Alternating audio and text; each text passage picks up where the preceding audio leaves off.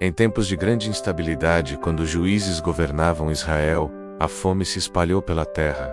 Mas não era só falta de pão, era uma fome de esperança. É nesse cenário que começa a história de Ruth, uma narrativa que não nasce em palácios, mas no chão duro da perda e do deslocamento. Havia em Belém um homem chamado Elimeleque, casado com Noemi, e eles tinham 2 filhos. Fugindo da fome, Elimeleque tomou uma decisão drástica. Mudou-se com a família para Moabe. Conhecida historicamente por ser inimiga de Israel, eles buscavam sobrevivência, mas encontraram tragédia. Em Moabe, Elimeleque morreu, deixando Noemi viúva em terra estranha. Seus 2 filhos se casaram com mulheres moabitas, Orfa e Ruth.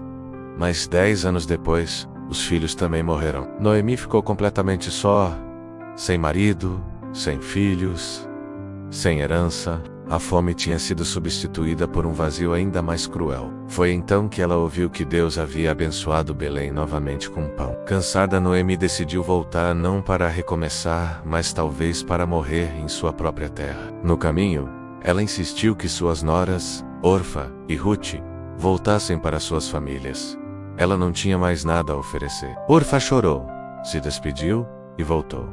Uma escolha lógica, compreensível. Mas Ruth se recusou a ir. Ela se agarrou a Noemi e pronunciou palavras que ecoariam por gerações. Não insistas comigo que te deixe e que não te siga. Aonde quer que fores, irei eu, e onde quer que pousares, ali pousarei eu. O teu povo é o meu povo, o teu Deus é o meu Deus.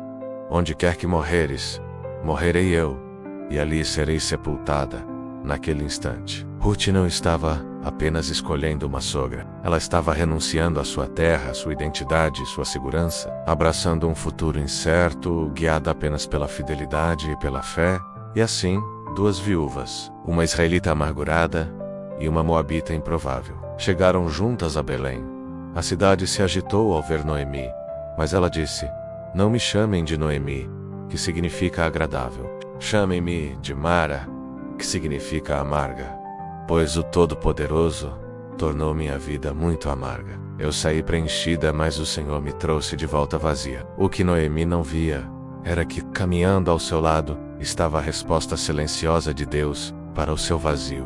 Uma mulher estrangeira, viúva, fiel. E é a partir desse retorno, desse começo, aparentemente sem esperança, que a redenção de Deus começa a ser costurada, fio por fio. Chegando em Belém, Ruth sabia que fidelidade precisava de ação. Era tempo da colheita, e pela lei de Israel, os pobres e as viúvas podiam recolher as espigas que caíam nos campos. Com a permissão de Noemi, Ruth foi trabalhar, e a Bíblia diz algo poderoso. Por acaso, ela entrou justamente no campo de Boaz. Na Bíblia, o acaso é quase sempre o nome discreto da providência de Deus. Boaz era um homem rico, respeitado e parente do falecido marido de Noemi. Ao notar Ruth, ele não a desprezou por ser estrangeira. Ele já tinha ouvido falar de sua lealdade. Ele se aproximou e ofereceu proteção, água e dignidade. Pediu que ela ficasse em seus campos, onde ninguém a incomodaria. Surpresa, Ruth perguntou por que ele era tão bom com ela, uma estrangeira. Boaz respondeu que conhecia sua história de sacrifício e a abençoou, dizendo que o Senhor a recompensaria por ter buscado refúgio sob suas asas. Naquele dia, Ruth voltou para casa com muito mais do que cevada. Ela voltou com a dignidade restaurada. Quando Noemi viu o que Ruth havia trazido e ouviu o nome de Boaz, seus olhos se abriram. A amargura começou a dar lugar à esperança. Boaz não era apenas um homem bom, ele era um resgatador, alguém que pela lei poderia restaurar a herança da família. Noemi então orientou Ruth, não para manipular, mas para se posicionar com sabedoria e humildade. Naquela noite, Ruth se aproximou de Boaz e, com um gesto simbólico, pediu que ele estendesse sua capa sobre ela, um pedido direto de redenção e proteção. Boaz, em vez de se ofender, elogiou sua virtude. Ele prometeu resolver a situação da maneira correta, pois havia um parente mais próximo que tinha prioridade. Na manhã seguinte, Boaz foi à porta da cidade, o lugar das decisões legais. Ele ofereceu a terra ao outro parente, mas quando o homem soube que, para resgatar a terra, também teria que se casar com Ruth, ele recusou. O custo era alto demais para ele. Então, diante de todos, Boaz aceitou. Ele assumiu o compromisso de resgatar a herança e tomar Ruth, a moabita, como esposa.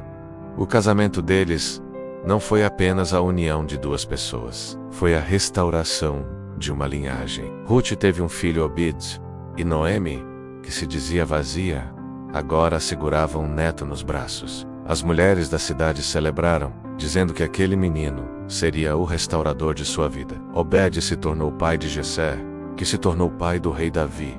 E gerações depois, da linhagem dessa mulher improvável, nasceu o Messias. Há algo profundamente silencioso no final da história de Ruth.